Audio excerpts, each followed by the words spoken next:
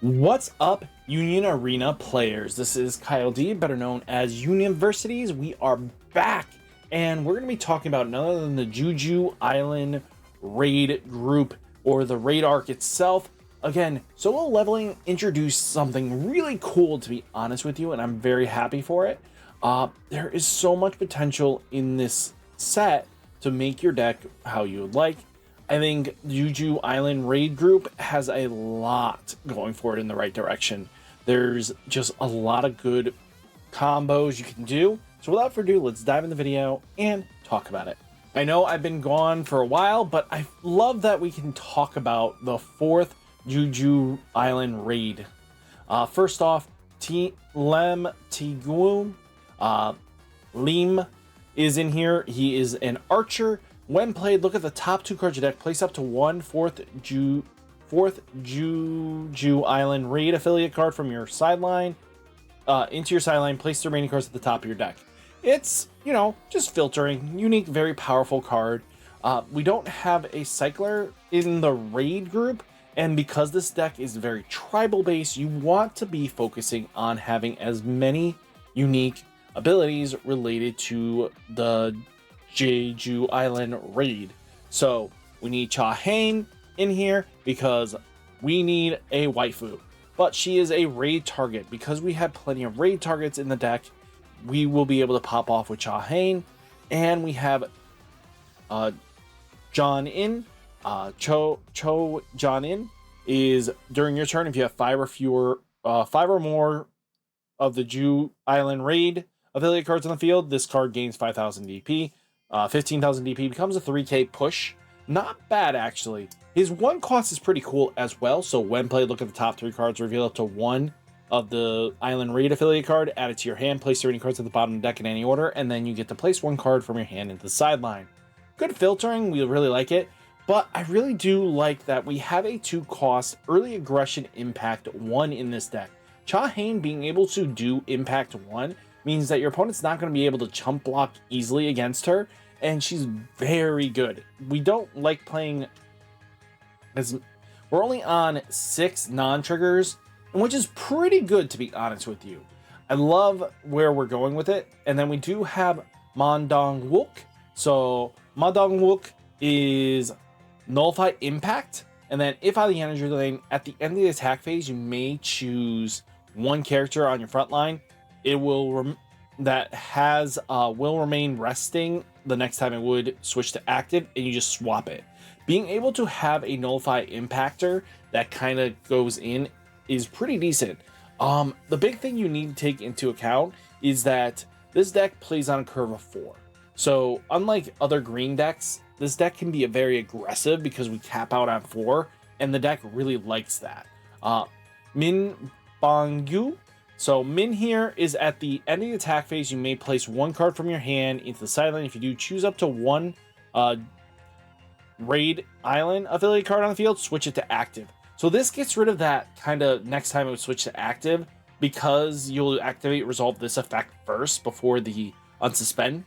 So you'll activate it, discard the card, restand, and now you don't have to worry about it. So this lets you get away with some of the more cheeky combinations that you can do. Definitely this deck is about knowing what you can do with the deck and when to time it. This deck rewards a skill pilot, so make sure you do that. When played, choose up to one other of the raid affiliate cards on the field. It gains 1,000 DP until the end of turn. If you have Beck on with this ability, until the start of the next turn instead. So he's going to give a boost, which again, the healer gives a good boost. Potions your AP restand, but we do have a 4-cost Cha Hain. So when played, if you have 5 or more of the affiliate cards, which we are playing, every single card is, you know, switch this character to active, give it, when attacking this character, remains set to resting the next time it would switch to active until the end of the turn. You can only activate this Cha Hain's ability once each time. So not bad. Being able to get 2 attacks in with this Cha Hain is pretty decent, right? So yeah. Well, coming in and not being restricted is pretty decent, right? So just getting that extra attack on a play is pretty decent. Cha Hain Raid When played, this character becomes a 5k, which is really good. When attacking, you may place up to 1 card from your hand into the sideline. If you do, choose up to 1 character on the front line. It will remain set to resting the next time it would be switched to active. Switch that character and this card to active. So, you know, being able to do attacks is really good. Her ability is just strictly there to kind of make sure you guarantee you have a blocker, right?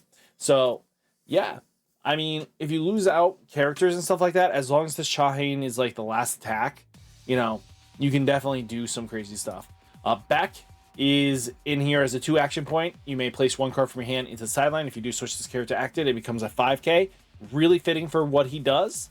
And then when attacking, look at the top 4 cards of your deck. Reveal up to 2 4th Jeju Island Raid affiliate cards. Add them to your hand. Place the rating cards at the bottom of the deck in any order. If you added a card to your hand, this character remains set to resting next time you switch to active.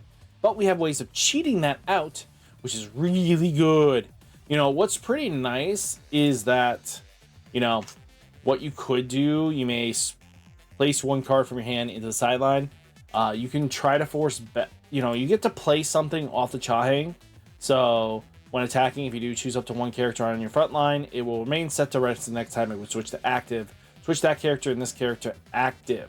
So, yeah, I mean, if you play one of the characters that has this alternative ability of being able to, you know, not restand, you know, or being able to restand, she's going to try to force the restand, and then you can combo in with like Beck or any of the other ones that are immediately going to go, we're standing now, even though we're no longer having to worry. So, you know, like this Chahane can do it. This one will, you know, really solid. Then you have Cho John In, his fire skills. When played, if you have 5 or more of the Island Raid affiliate cards on the field, all characters with 15,000 or more BP on your opponent's front line loses 1,000 DP until the end of the turn. When attacking, you may choose up to 1 of the following. If you do, this character remains set to resting the next time it would switch to active. Activate this character's when played ability, or choose up to 1 character with 2,000 DP on your opponent's front line, sideline it. So, again, we can get around some of this effects. But then we do have this unique special. So, this one is, you know, your opponent's front line. It's 1 character, choose 1 character, -2. If you have 5 or more, it becomes 5,000 DP. If you have 5 or more of the Raid affiliate cards with unique names on the field, choose up to 1 character on the field. It gains 1,000 DP for the turn.